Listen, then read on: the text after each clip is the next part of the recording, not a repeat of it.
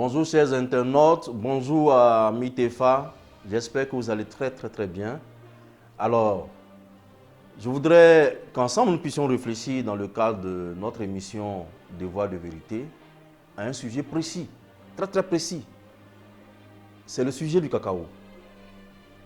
Quand on parle du cacao, on dit que la Côte d'Ivoire est le premier producteur mondial du cacao avec 2 millions de tonnes de fèves de cacao vendues dans le monde. Et quand on demande à un étudiant, même à un élève, le cacao, là, la Côte d'Ivoire a commencé à être premier producteur à partir de quand? Il dit on a toujours été premier producteur mondial. Alors aujourd'hui, je vais vous entretenir sur ce que était l'avant cacao en Côte d'Ivoire, sur ce qui est pendant le cacao actuellement, et puis vous dire également, attirer l'attention des uns et des autres sur une réalité simple qui sera l'après-cacao. Alors nous allons réfléchir sur l'après-cacao. Alors, pour parler de l'historique du cacao, il faut savoir que le cacao, c'est en Amérique que le cacao est né. Et la boisson qu'on en faisait, c'est les Indiens qui ont découvert cette boisson-là, qu'on appelle le liquide du chocolat. Et les Indiens appelaient cela la boisson des dieux.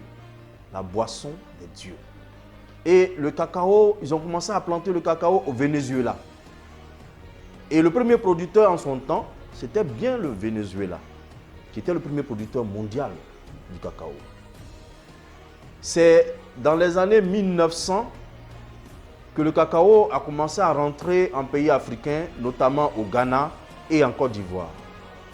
Et en 1910, le Ghana a détrôné le Venezuela de son poste de premier producteur mondial.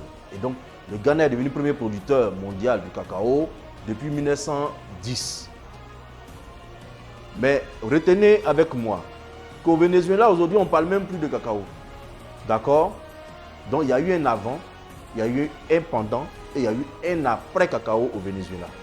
Ensuite, le Ghana, qui est premier producteur de cacao, a gardé ce poste jusqu'en 1968, où la Côte d'Ivoire, qui a reçu également le cacao en 1893, a commencé à développer et grâce à la politique du président Félix Houphouët-Boigny, nous avons produit beaucoup plus de cacao et nous sommes devenus premier producteur mondial à partir de 1968. En 1978, on avait dépassé tous les autres pour être les champions en matière de cacao. Voilà. Donc, avant ces dates que je viens de numérer, la Côte d'Ivoire ne parlait pas de cacao. Donc, il y a eu un avant cacao Côte d'Ivoire. Sachez-le. Il y avait le café, c'est vrai, mais le cacao également était là. Mais c'est le café que nous avons planté plus. Et Houphouët-Boigny est venu nous dire le cacao est une richesse. Voilà, le cacao est une richesse. Et le frère cadet d'Houphouët-Boigny, Augustin Paix à son âme, disait à son frère Félix Houphouët-Boigny, toi, va à l'école. Moi, aujourd'hui, l'or qui génère beaucoup de richesses s'appelle le cacao. Donc, grand frère, toi, va à l'école des Blancs, continue. Mais moi, je viens au champ à Yamoussoukro pour construire, pour bâtir des plantations. Et grâce à cette politique de plantation accélérée, de plantation paysanne, nous sommes devenus premier producteur mondial depuis 1968. 1978, nous avons détrôné tout.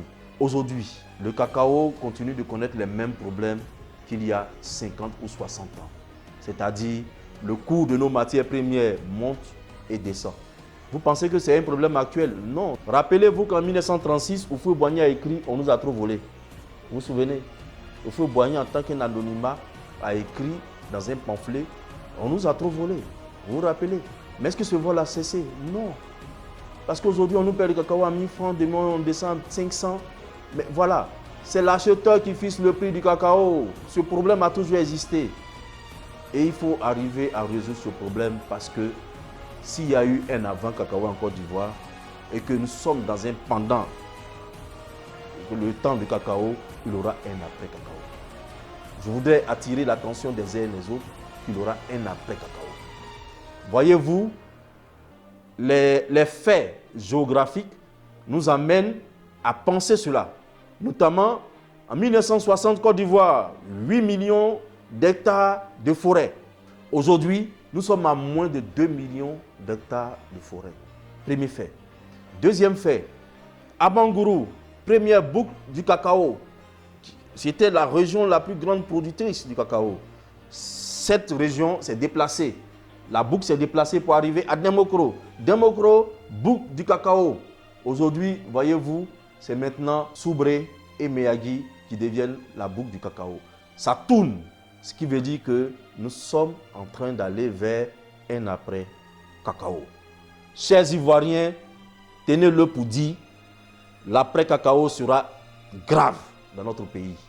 Parce que notre ressource, 60% de notre recette d'exportation est constituée par le cacao. 35% de notre budget est constitué par l'argent du cacao. Plus d'1 million de personnes vivent du cacao directement. Et indirectement, le cacao permet à 1 million de personnes de vivre. Alors, chers Ivoiriens, ce cacao-là, si nous n'en faisons pas un produit de souveraineté pour notre nation, nous allons le regretter. Parce qu'il aura forcément un après-cacao. Alors, laissez-moi conseiller ceci aux Ivoiriens. Nous, au TEFA, nous avons toujours prôné ce qu'on appelle la vision nationale commune, la VNC. Cette vision recommande avec insistance, avec persistance, que nous passons directement à la transformation locale de toutes nos matières premières sur place, notamment au niveau du cacao. Cette vision nous demande de transformer notre cacao. Pour transformer le cacao en Côte d'Ivoire, il nous faut 200 petites usines. Nous pouvons transformer les 2 millions de tonnes de cacao que nous produisons chaque année. La différence entre être producteur et être transformateur est claire. Regardez les pays asiatiques. Ils se développent parce qu'ils transforment tout et qu'ils n'ont rien. Et nous qui avons tout et qui ne transformons rien, nous sommes pauvres parce que nous avons refusé de transformer. Il a dit, Thierry Tan, que la différence de développement entre les pays asiatiques et les pays africains, c'est que les pays asiatiques n'ont rien, mais transforment tout. Et les pays africains ont tout, mais ne transforment rien.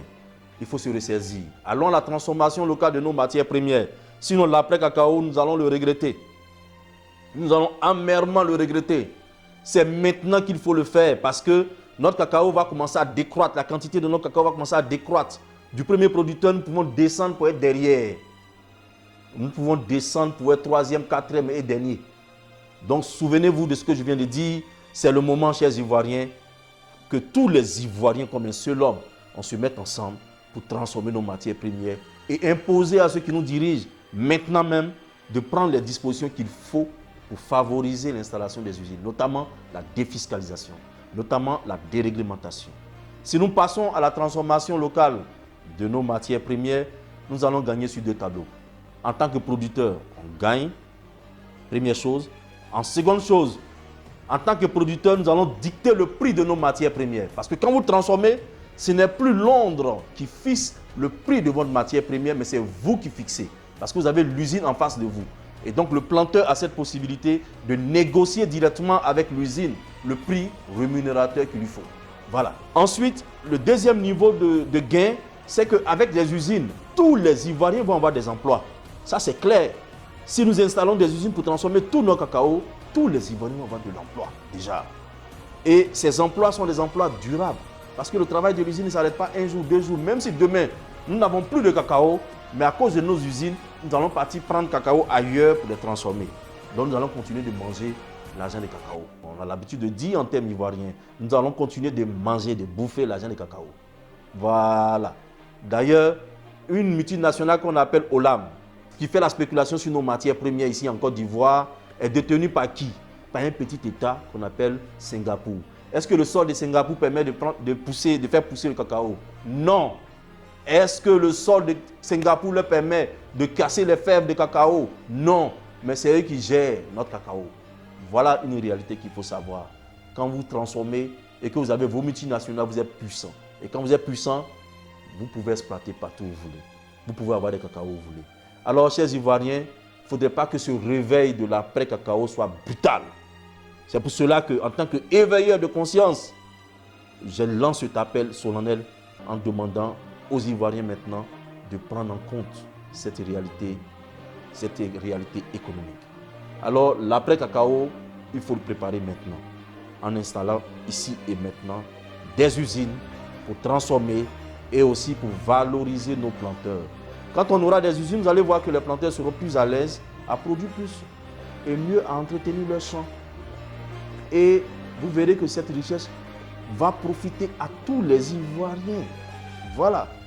Mais à l'état actuel, où l'État dit, nous allons payer le cacao à 1000 francs, les multinationales disent, on n'achète pas. Et puis c'est sûr pour eux là que ça marche. Pensez-vous que le planteur aura toujours le courage de continuer?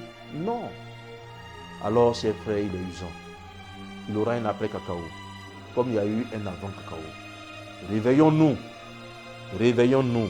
Et le TEFA t'invite à nous rejoindre dans ce combat de la VNC, de la vision nationale commune, qui consiste à passer à la transformation locale de nos matières premières, à adopter la défiscalisation, à adopter la déréglementation.